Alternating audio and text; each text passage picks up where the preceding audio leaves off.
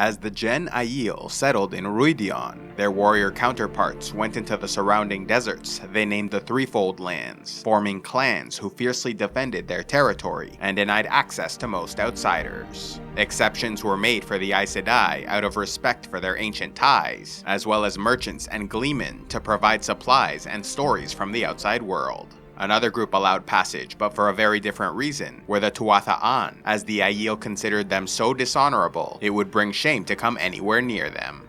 Over thousands of years, the Aiel developed a culture far different to those being established in the Westlands, organizing themselves into 12 clans, who lived by ji'e'toh, a moral code that shaped their views on honor, duty, and shame.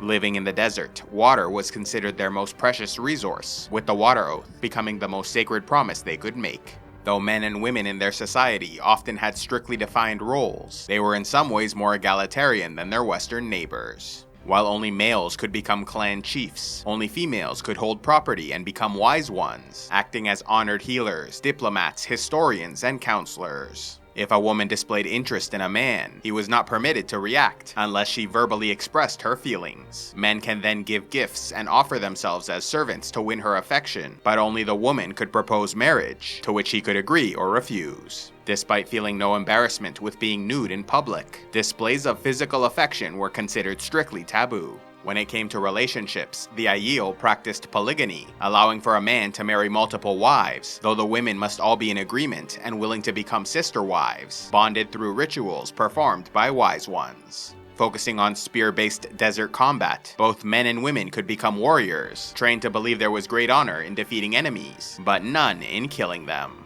This resulted in the development of an elaborate system of voluntary servitude, where defeated Aiel became Gaishain, swearing an oath to practice the way of the leaf and live as a servant for a year and a day to an individual master. However, blacksmiths, wise ones, pregnant women, young children, nor their mothers could be taken into service. Though it was not a requirement, dreamwalkers and channelers of the One Power were automatically given the chance to become wise ones, but to earn the position they underwent tests that pushed them to their physical and psychological limit, ending in a journey to Rhuidean, where they learned the hidden truth about their past and the destiny that awaited them. Men who wished to become clan chiefs also performed this ritual, but it was so dangerous that only about 1 in every 3 Aiel survived the journey. In addition to learning the truth about their past mission for the Aes Sedai, they heard the prophecy of the Dragon Reborn that described a mighty hero who would one day unite the clans. While chiefs who survived the visit to Rhuidean were normally branded with a dragon tattooed on their forearm, the prophecy stated that one day a leader would emerge with 2 markings, and he would be the Karakarn, a chief of chiefs, who would both lead and destroy them.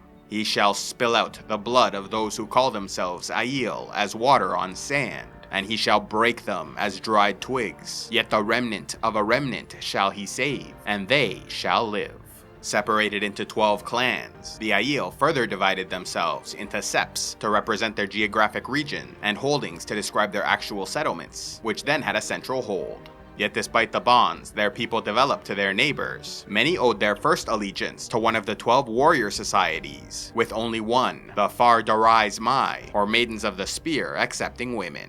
Those in this female warrior society were considered married to their spears, forfeiting the right to have relationships with men or bear children while remaining a member. In order to prevent these clans and societies from destroying each other, rules of war and conquest were established, with the victorious side allowed to carry off 1/5 of their enemy's possessions. Yet even with these rules and regulations to help them survive, the desert surroundings made it a constant struggle, with some of their leaders coming to believe they were being punished for failing the Aes Sedai.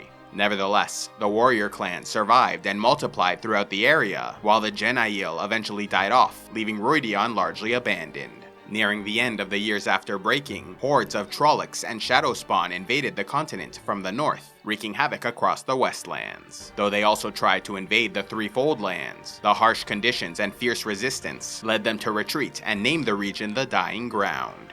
During the Free Years, when Arthur Hawkwing conquered the Westlands, he too sent his armies into the Eastern Wastes, and was initially successful in winning territory, as the Aiel refused to face them in open battle, instead retreating into the deserts and mountains to launch an unending guerrilla war, harassing and bleeding the enemy until they had no choice but to withdraw. Centuries later, in the year 509 of the New Era, the Aiel learned that their ancient allies in the West, who helped them during their great journey, had settled the nation of Karhain. During those difficult days, the Aiel faced enemies on all sides, and so were extremely grateful to find a group who did not attack, and instead offered help by providing them clean water. To honor this kindness, the Aiel reached out and offered alliance, granting them safe passage through the desert, which in turn allowed them to start trading for silks and spices with Shara in the Far East, making them incredibly wealthy. The Aiel also sent them a Korra tree as a symbol of their friendship. However, 4 centuries later, in 976 NE, King Laman Damodred cut down the sacred tree in order to carve himself a throne, enraging the Aiel, who felt insulted and betrayed. 4 clans then joined together under the famous chief Janduin to invade the Westlands, determined to kill the king.